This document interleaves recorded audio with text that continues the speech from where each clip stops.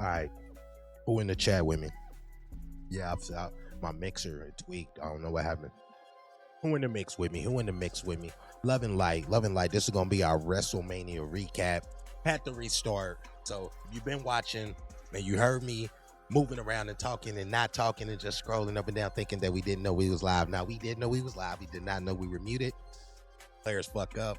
So make sure that y'all like this video because there's a possibility that you might not ever see another Dominating Impulse video on your timeline, and we would not want that. So we are going to go through and recap WrestleMania, all matches, both nights, and then we're going to do the Dominating Impulse thing, give it a rating and a star system, and then we're going to get into our CM Punk showcase because I do feel like we got the ability to knock out the showcase today. So without further ado, make sure you drop a like, make sure you drop a hype, make sure you drop a subscribe, and keep that notification bell because though there is no way you can find WWE content like this, I'm the only person who can give it to you like this. This is my sauce. This is my flavor. Now, let's get started. Let's get started. Roman Reigns, CM Punk, main event. I know we starting off hot. Main event. They both sold. They both put on an amazing show. I know a lot of people are tripping about Roman not getting the disqualification. It's cool. He should have, but hey, that is the art of making sure the main guy gets put over. I think Roman spoiled the match the day before when he says if he didn't win that he was going to walk away from the WWE.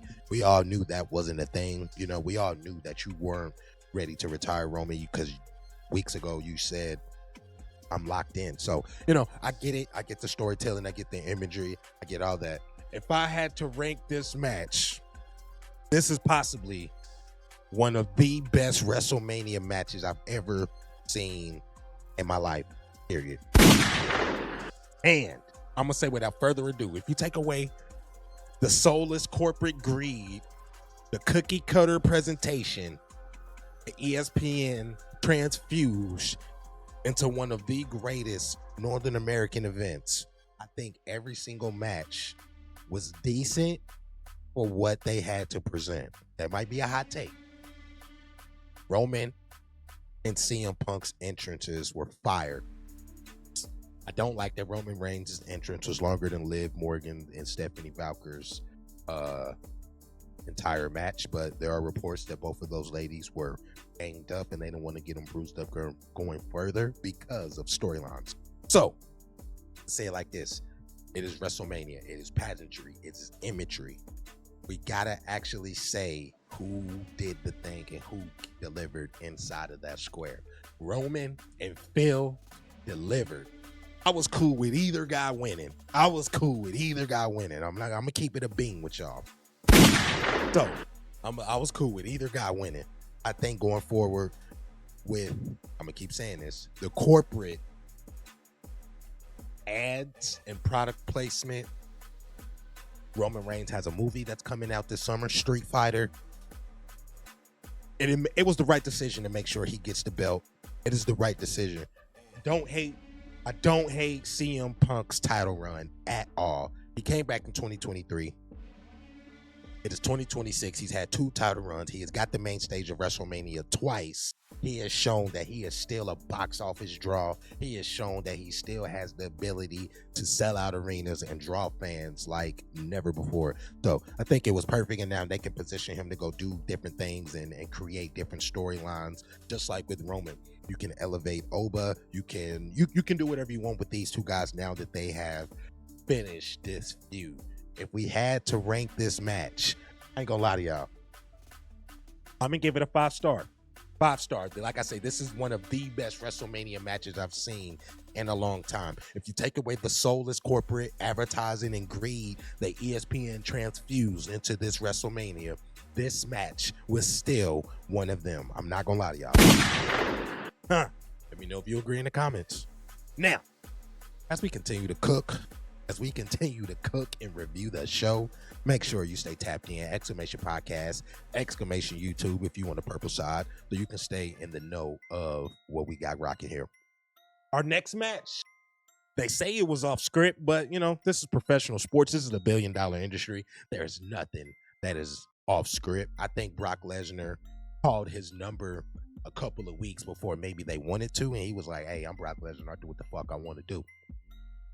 I don't like that this match was 5 minutes. Oba getting the big stage and getting the push was the right direction because, as I said in previous videos, and we'll say in some of our other breakdown videos, this was a passing of the guard WrestleMania.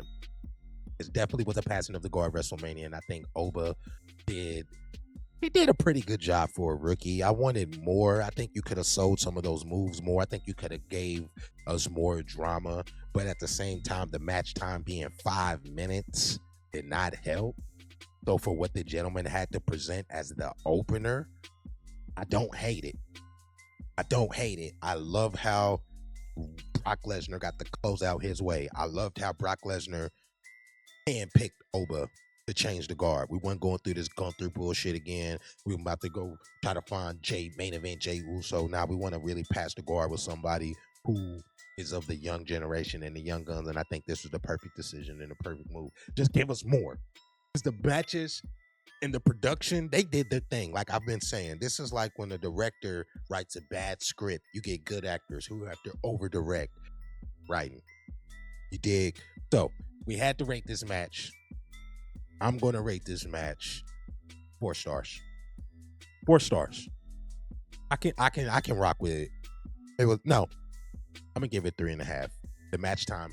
Yeah, I gotta ding y'all for the match time. I'm not gonna lie to y'all. I gotta ding y'all for the match time. I wasn't a fan of a 5-minute match on WrestleMania. Just now, I hate it, actually. I hate it. But shout out to Brock Lesnar. Hopefully, in retirement, dog, you get to do whatever you want to do. And you level up to become, you know what I'm saying, the next great ambassador of pro wrestling and MMA fighting and shit, entertainment. You know, shout out Brock Lesnar. Let's get a Brock Lesnar in the chat. Let's get a Brock Lesnar in the chat. Then there was one, Randy Orton. First it was Batista. Then it was John. Then it was Brock.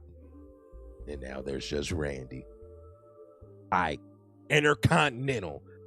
Javon Evans. Dragon Lee. Shout out Rey Mysterio, showing that them knees still work. Jumping up out the stage. Rusev, JD McDonough. My fault. I fucked up his name. They put on a good show. Ladder match. It's hard to have a good ladder match and put on a good show at WrestleMania because it's been done so many times. I think the infusing of young and old and the rising star that Penta is, putting this display on, I think all 6 gentlemen did an amazing job. I think the good spots of this match from Javon and Dragon Lee, and a lot of people were mad they didn't get to see his intro. I thought his intro was decent from what I got to see on social media. These gentlemen kind of kept that pace of following such an epic and emotional moment with Brock Lesnar retiring. They did exactly what they were supposed to do. They kept the crowd at a state and kind of elevated it for that next match.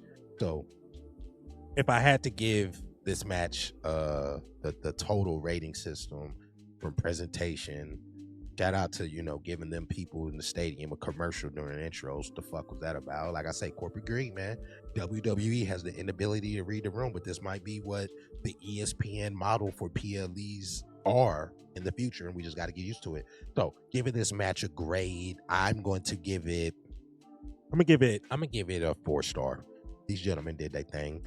Javon Evans, the NXT, like I say, changing of the guard. We got Oba, we got Evans, 2 young stars, bright, showing they have a fan base, showing that they're not afraid of the moment.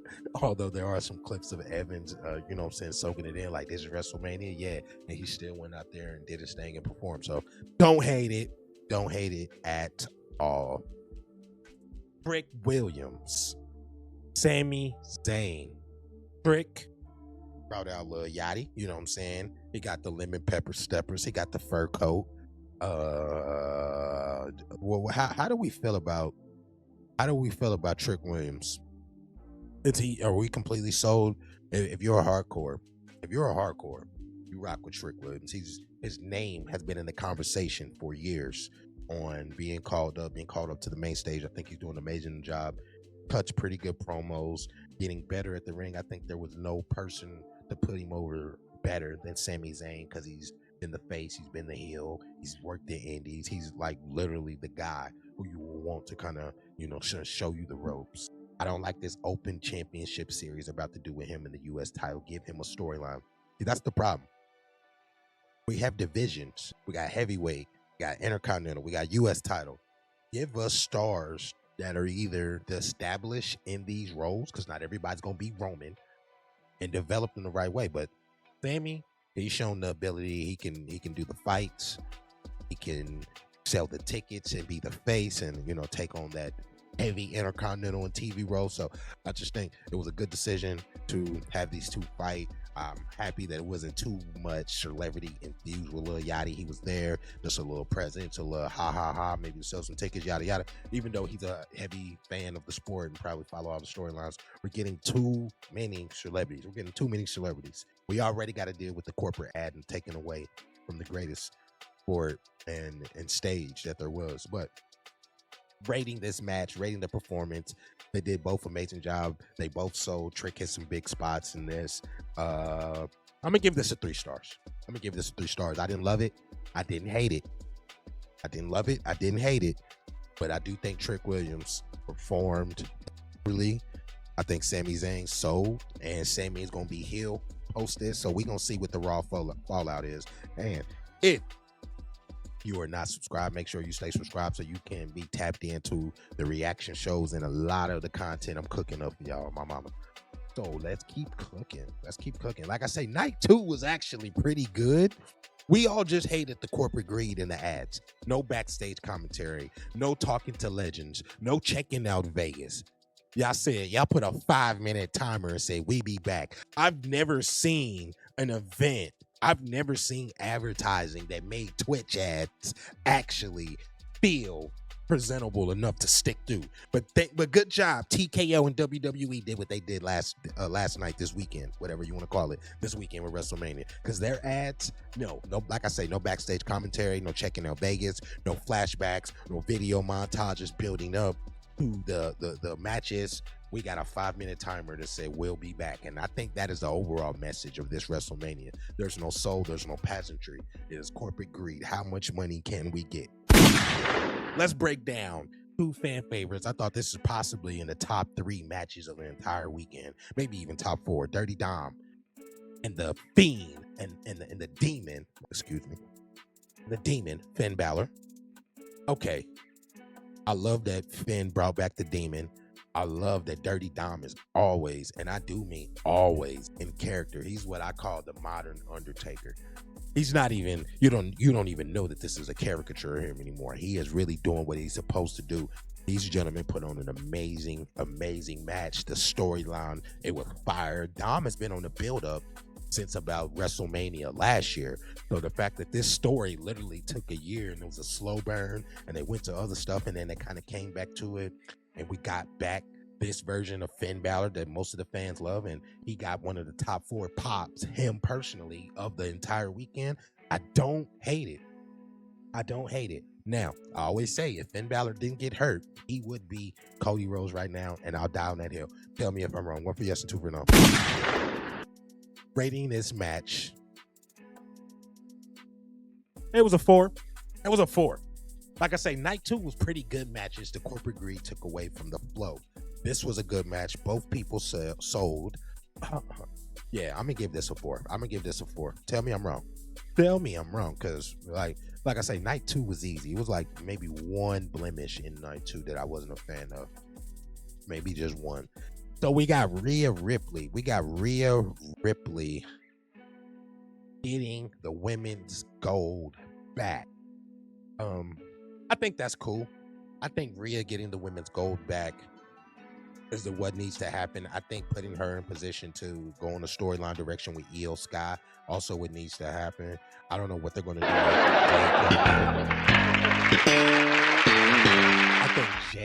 I think Jade needs to go full heel.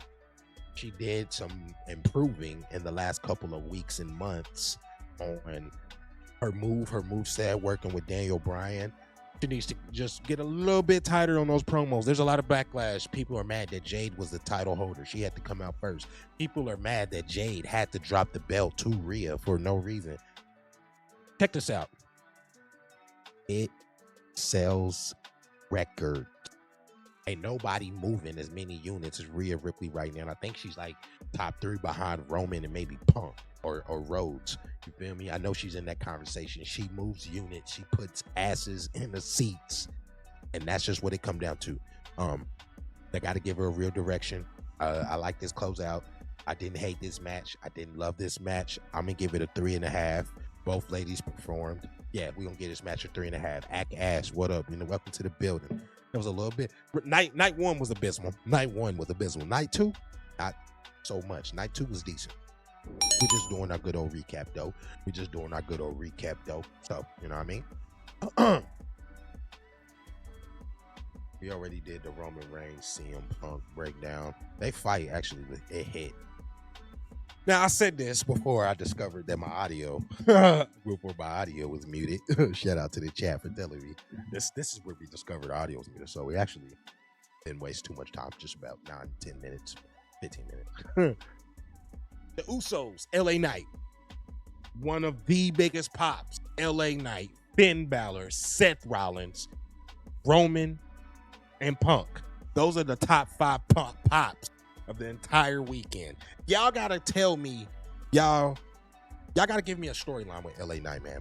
Please give us a story with LA Knight that actually makes sense. Even if he goes and becomes the bad guy, he gets too much love to not have a direction, to be in these jobber type matches when I show speed. This match didn't even hit with the energy to be an opener, first off. Didn't even hit to be an opener. One of the biggest pops of the match is when when Speed turns from heel to face, puts Logan Paul, who's so amazingly getting put through that table. How many tables did they have on standby? I mean, I know this is WrestleMania. I'm about to start doing a count. That gimmick used to be a real, powerful move and moment. It is overused and overused and overused. It's like the super kick. Moments and moves overused because storytelling and creativity is ass. Hate that Jey Uso is in this type of tag team mission right now. Let's give Jey and Jimmy Uso a storyline, or just, make them reinfuse the tag team division. I don't know. What I do know is this match didn't sell. The vision, Logan Paul, you were better as a solo act. I'm not gonna lie. So 2.5 stars. 2.5 stars. I ain't gonna lie. Hear me good, nigga. I'm here to double down. That shit is a 2-pack of ass. On night 1. The fuck are you talking about? That shit stinks. And it was on night 1. All right.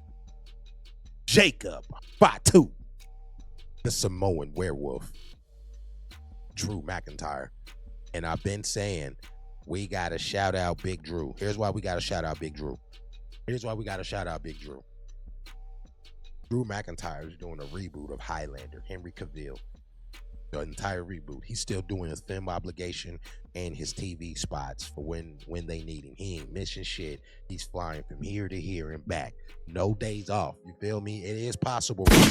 No days off. These two basically in a no DQ match, unsanctioned. They did a good job. I hated the build up. I hated the storyline. The execution, fire. The execution hit. The performance hit. Probably one of the better spots of night 1. Night 1 kind of seemed soul and deadless. I don't think rich people actually make for good crowds. Night 1 wasn't terrible. I don't hate it. Night 1 was terrible. I did not hate the outcome of this match. You know what I mean? Did not hate the outcome of this match. And you know what I'm saying? The movements hit, the spots hit. Shout out Jacob Fatu, giving homage to GI Bro. You know what I'm saying? If you know, you know. They did their thing. If we had to give this a star system, when we're ranking this on our star system, I might give this a 3.5. Nah, I'm gonna give this a 3. It wasn't good. It wasn't bad. It just existed. You know what I mean? It just existed. It just existed to be like a WrestleMania spot. Nothing more, nothing less.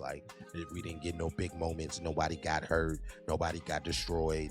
There wasn't a magical build up to the next level. There wasn't no big boss fight. It was just we got a good spot.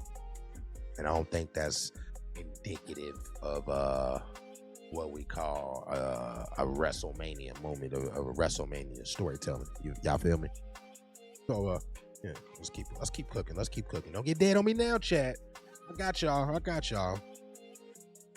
Paige. And the Bella twins, Paige coming back was one of the bigger pops of the weekend. I think I might do like a ranking of the biggest pops of this weekend. Paige coming back was a big pop. When I didn't like the Paige coming back, they gave her a belt soon as she came back. No build up, no rivalry, no animosity. Y'all gave her a belt. Hey, you're back. Here, take a belt. You feel me? Because we know it's gonna sell tickets. Yeah, you dig? You feel me? Shout out to the 4 of the original divas being back. You know what I think TKO is trying to do? It's a dark theory of mine. I think what TKO is trying to do is when they dropped the PG era, they had a lot of talent that didn't get their just due or had to go find other avenues to eat. And they want to give some of those people their flowers. And I feel that. But that moment has came and went for some of those stars. There's a lot of good talent in the locker room right now. So it is so perplexing to me how Paige came back. Shout out to Paige being back. Kind of a fan. But some of the talent in the back isn't getting the spot, isn't getting the push. We're just bringing somebody from the streets and giving them the gold platter. That don't make sense to me. Let me know if y'all agree. 1 for yes and 2 for no.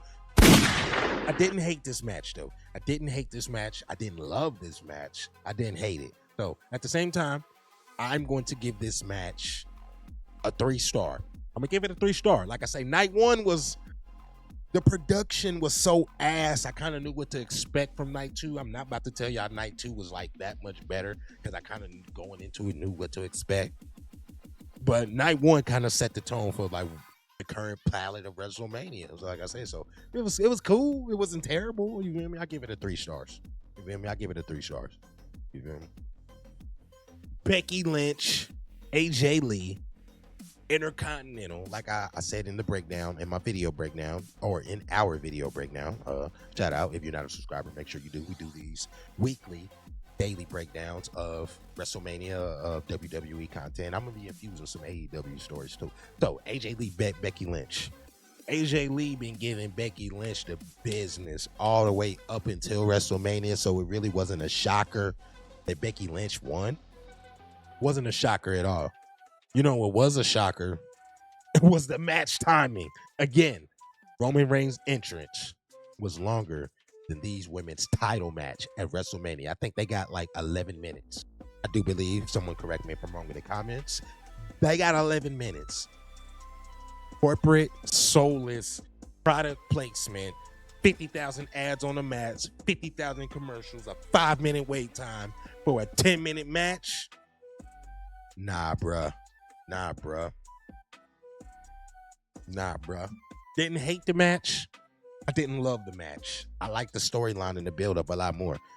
And that's kind of saying something. A 3. I give it a 3 stars. Tell me I'm wrong. Tell me I am wrong. You know what I mean? I'm open to being wrong about all my interpretation of what went down this weekend, but I don't think I am. One of the better spots and pop this weekend, Seth Rollins, Gunther. They kind of threw this together because it's WrestleMania and they need to sell tickets. And you're not going to have a WrestleMania. And you're not going to have a WrestleMania without Seth Rollins. It's just, it don't even make sense. Seth Rollins, like I say, probably had the biggest pop of the entire weekend and he was not even on the main event. So, I'm going to keep it a bean. I enjoyed this match from start to finish. No storyline. 2 goons who, you know, have been the king of the locker room at one point. Mano y mano. Like I say, this match time was about, 20 minutes?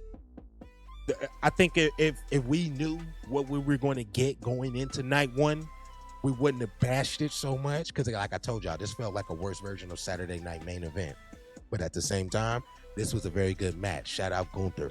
Shout out Seth Rollins. You hear me? They both did their thing. I ain't even gonna lie to y'all. We even got the man-child back, Braun Breaker. We even got Braun Breaker back. Like I say, so this match hit, this quality hit, the experience that ESPN gave us for WrestleMania is so soulless, and they stole moments from us. I'm not gonna lie to y'all, they stole moments from us. Like, but giving this match a grade, It was on night one. It was one of the better moments of night one. I will be giving this a 4-star. You feel me? Shout out Seth Rollins. Shout out Gunther. Shout out Braun Breaker, or the vision or lack thereof. You feel me? So, I enjoyed that of night one. And night one was not good. Night one was not good. Okay. Let's talk about it. This is one of the most controversial topics of the entire WrestleMania weekend because of, we're just gonna say, timing. We're just gonna say importance. Liv Morgan, Stephanie Valker's title match for WrestleMania was 7 minutes. There are reports that are saying the match was only 7 minutes because both ladies were banged up. They have a deeper storyline that might head into SummerSlam.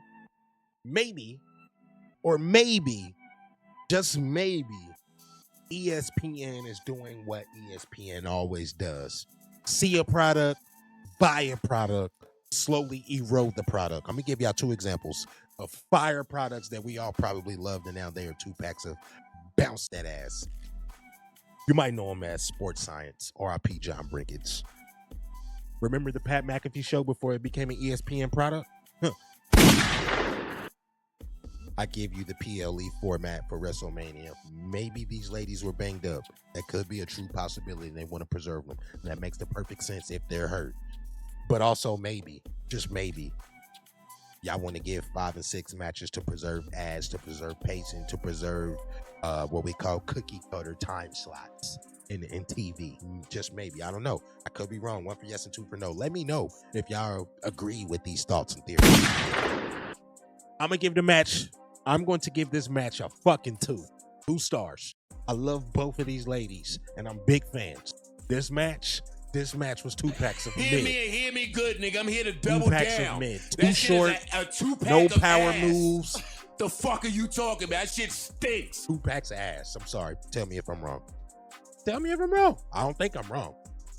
Your boy don't think I'm wrong, but match was ass. Match was ass. Shout out Liv Morgan. Maybe we can do some more heat with the Judgment Day. Now that Dom, is Dom and undisputed title. Now this one, let me take a sip. Cody Rhodes, Randy Orton. Of course, we got Pat McAfee. This one was infused with some high levels, and I do mean of the highest levels of corporate input, and it showed. It showed in the product. It showed in the presentation. It showed in everything. And there are reports. There are reports right now that are saying Cody Rhodes is real life hurt. Now, we all know what the product of WWE is. These guys still go out there and take these bumps. These girls still go out there and take these risks to put on and entertain. Cody Rhodes might have really fucked up his orbital bone. You feel me? So with that being said, just need to be asked, what does TKO do? How do they pivot? Is Cody going to have to vacate? Are we really in the 09 Randy Orton mode where he's destroying everybody, win, lose, or draw? The match was so confusing because Pat gets destroyed by Jelly Roll, get put through the table. I guess that's cool. Little celeb on celeb beef. He goes away, comes back as the special guest referee. I'm thinking Randy wins. He gives him the 3 count. 1, 2, 3. He don't do that. He doesn't do that. So now we're all confused. We're not mad that Cody won. We're confused on why Pat didn't give him the fast count. Just what that comes down to. Bad storytelling, corporate input. You feel me? But overall, if I had to rate this match, I'm going to give it a 4-star. I would give it a 5-star. I'm going to give it a 4-star because of the ending. I was confused, and to be determined what is going to be the fallout of the undisputed title for, the scene. Because Roman has the other belt that they only created because he wasn't there. Keep that in mind. 4 stars. I don't hate it. I hated everything else about night one. You feel me? I hated everything else about night one. Everything else. Bianca Belair is having a baby. So shout out to that. I cannot not give homage Damn, they didn't even show it. Ladies six tag team. I was trying to show Nia Jax and Lash Legend giving homage to Destroyers, but you know, WWE they don't even want to update their own website. This is their website, by the way. This is their website, by the way. You feel me? We got Danhausen and The Miz. Oh, fuck it. I can't find it. Oh, well. Let's get into some gameplay, man. So, that is our recap of WrestleMania. There will be a bigger